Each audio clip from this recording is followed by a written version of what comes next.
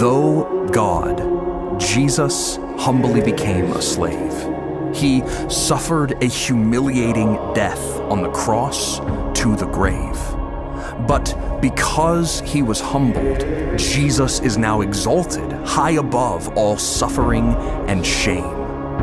This is the joyful song of Jesus, the Gospel's rejoicing hymn, that because Jesus was humbled to death, we can have joy, for we will be exalted with him. Those who followed Jesus carried this song. They continued his tradition. They taught this hymn.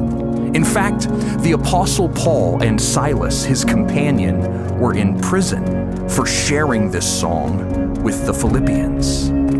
Yet, they worshiped God despite their condition. They rejoiced because they knew their chains bound them to Jesus' mission. They sang the joyful song of Jesus, the Gospel's rejoicing hymn, that because Jesus was humbled to death, they can have joy, for they will be exalted with him.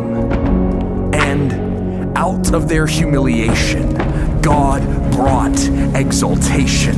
He sent an earthquake to rattle the prison, breaking open its bars and exalting Paul and Silas to freedom. But the once exalted jailer, who was tasked to keep them, was ashamed by his failure and sought to end his humiliation. Yet before he could, Paul stopped him and taught him Christ's hymn, that Jesus was humiliated, but is now exalted above all suffering and shame. And if he joins Jesus in his humble death, he too could be raised just the same. The Philippian church grew, but Paul once again found himself imprisoned for the sake of the same gospel he had preached to them. So the Philippians grew concerned about Paul and his condition and wrote to him. Was his being in prison preventing God's mission? How could they have joy when he was in such a dire position? These and other hardships led not only to questions, but to division. Two women, Euodia and Syntyche, were not finding joy, but disagreement and rivalry. They were exalting themselves instead of treating each other with humility. Would the gospel song they learned be enough to heal their community?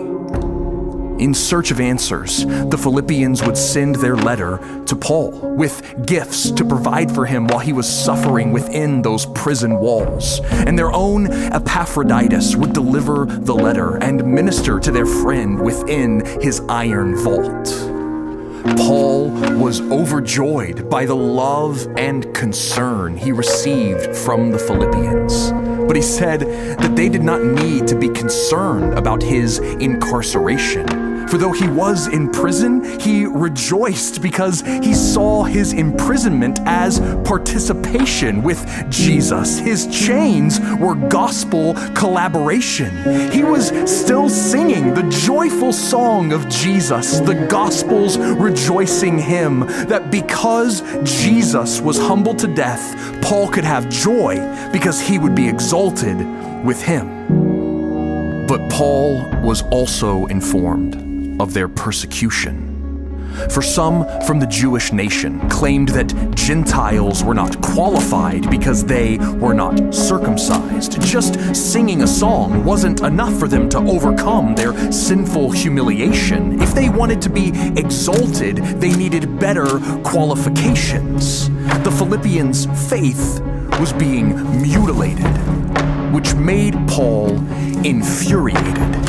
How dare they claim any human qualifications could lead to elevation when their salvation was won through Jesus' humiliation? So he wrote to them what we know as the letter of Philippians to remind them of Christ's hymn, how, though God, Jesus humbly became a slave. He suffered a humiliating death on the cross to the grave. But because he was humbled, God shook the prison doors of death's cave. The stone over his tomb was rolled away, so that in his resurrection, Jesus is now exalted high above all suffering and shame. That is the joyful song of Jesus, the Gospels rejoicing him. And because Jesus was humbled to death, they can have joy, for they will be exalted with him. They can rejoice in their lack of qualifications because all their confidence is in Jesus, and their suffering is participation with Jesus' cross and his subsequent exaltation. Therefore, we should not exalt ourselves over each other, for there's no joy in lifting ourselves up in pride, because we sing the song of he who died. Instead, we must humble ourselves before one another, for Jesus proved there is exaltation on the other side. And when we carry this song, no persecution, pain, or problem can stop us from singing.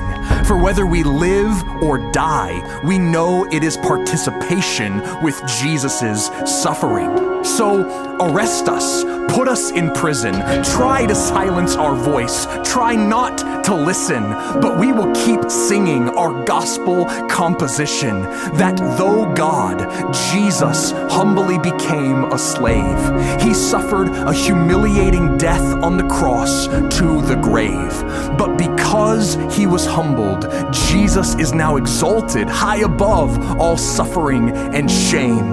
This is our joyful song in Jesus, our rejoicing gospel hymn, that because Jesus was humbled to death, we have joy, for we will be exalted with him.